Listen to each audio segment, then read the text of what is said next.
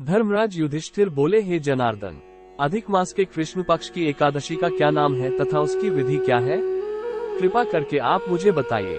श्री भगवान बोले, हे राजन, अधिक मास में कृष्ण पक्ष में जो एकादशी आती है वो परमा, पुरुषोत्तमी या कमला एकादशी कहलाती है। वैसे तो प्रत्येक वर्ष 24 एकादशियां होती हैं। जब अधिक मास या मलमास आता है तब इनकी संख्या बढ़कर 26 हो जाती है। अधिक मास या मलमास को जोड़कर वर्ष में 26 एकादशी होती है। अधिक मास में 2 एकादशी होती है जो पद्मिनी एकादशी शुक्ल पक्ष और परमा एकादशी कृष्ण पक्ष के नाम से जानी जाती है। ऐसा श्री कृष्ण ने अर्जुन से कहा है। भगवान श्री कृष्ण ने अर्जुन को इस व्रत की कथा व विधि भी बताई थी।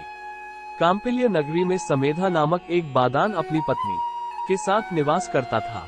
ब्राह्मण बहुत धर्मात्मा था और उसकी पत्नी पतिव्रता स्त्री थी।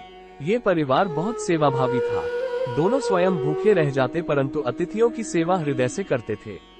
धनाभाव के कारण एक दिन ब्राह्मण ने अपनी पत्नी कहा, धनोपार्जन के लिए मुझे परदेश जाना चाहिए क्योंकि इतने कम धनोपार्जन से परिवार चलाना अति कठिन काम है।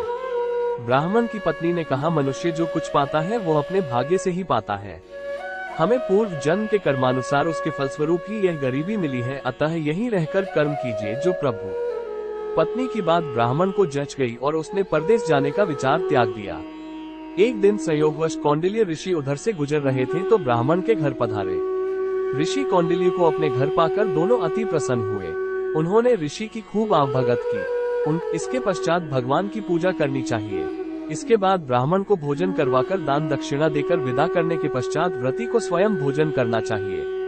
उन्होंने कहा, इस एकादशी का व्रत दोनों रखें। यह एकादशी धन वैभव देती है तथा पापों का नाश कर उत्तम गति भी प्रदान करने वाली होती है। धनाधिपति कुबेर ने भी इस एकादशी व्रत का पालन किया था, जिससे प्रसन्न होकर भगवान भोलेनाथ ने उन्हें धनाध्यक्ष का पद प्रदान किया। ऋषि की बात सुनकर दोनों आनंदित हो उठे और समय आने पर सुमेधा और उनकी पत्नी ने विधि पूर्वक इस एकादशी रखा, जिससे उनकी गरीबी दूर हो गई और पृथ्वी पर काफी वर्षों तक सुख भोगने के पश्चात वे पति पत्नी श्री विष्णु के उत्तम लोक को प्रस्थान कर गए। अतः हे नारद, जो कोई मनुष्य विधि पूर्वक इस व्रत को करेगा भगवान विष्णु निश्चित ही कल्याण करते हैं। लाइक करें, कमेंट में श्री कृष्णा लिखें और लाइक करें, सब्सक्राइब करें।